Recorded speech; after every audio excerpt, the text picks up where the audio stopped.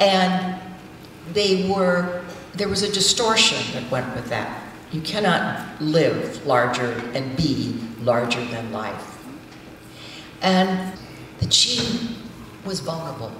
And by the way, some of the greatest stars were the most vulnerable of all, because they were the most easily to distort. And they were gifted in helping that along.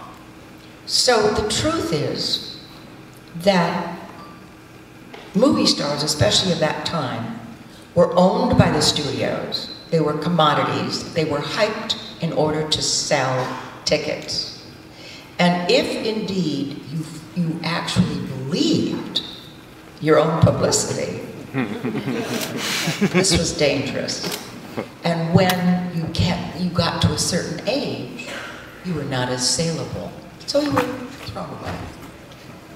So there's a famous story about Louis B. Mayer, who, as you remember, was the head of MGM. And he went to a screening, a small screening of Sunset Boulevard.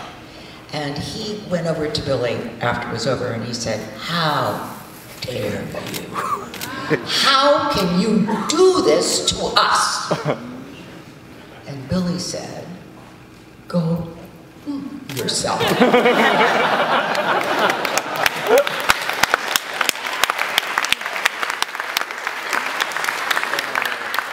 And he walked out, you know, Billy just walked out.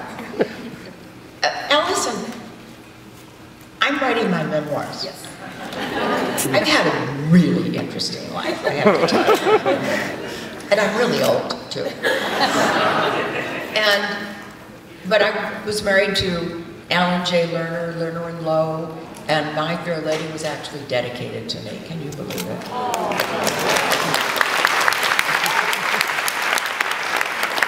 And then I married the love of my life, Alan Livingston, who was probably a giant in the music business. He was a giant in the music business. And he also, by the way, left Capitol in the mid-50s, went over to NBC television, created Bonanza, and then went back to Capitol and signed the Beach Boys, the Beatles, the band.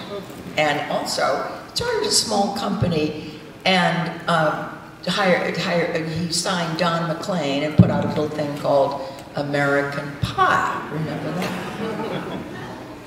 He was a beautiful man. And we have a beautiful son. I have beautiful daughters from my first marriage.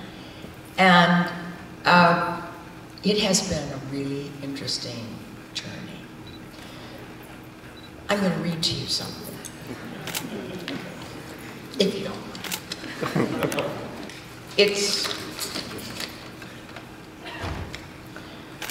It's a kind of a repeat of what I said, but with something added. This film tells the brutal truth about a part of the motion picture business and how it can ruin one's life. To be exploited for other people's profit can be both painful and humiliating. Even though one is paid, sometimes a great deal, and receives the emotional, ego-fulfilling rewards, to be portrayed as larger than life is distorting and destroys the delicate balance between reality and fantasy.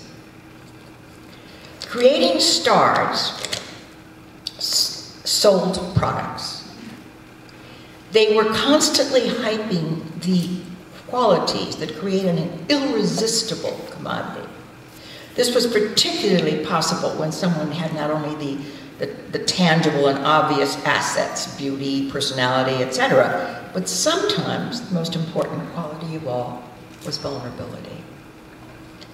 A perfect example was, of course, Marilyn Monroe. We have to acknowledge that people who are willing and cooperate about making themselves accessible to exploitation are also accessories to the crime, as well as victims.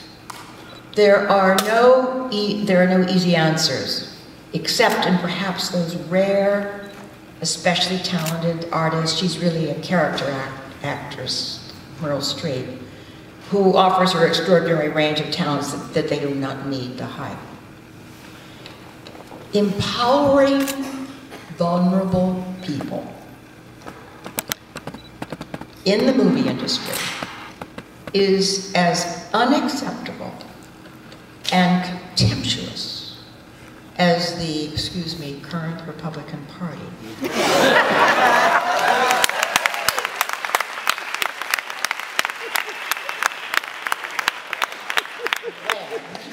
It empowers the ignorant and angry citizens.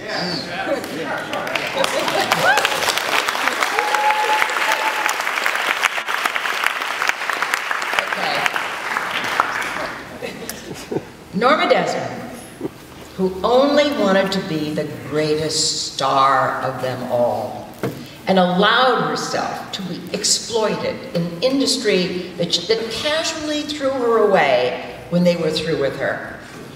I have often wondered if I was not deeply affected by the truth of this story.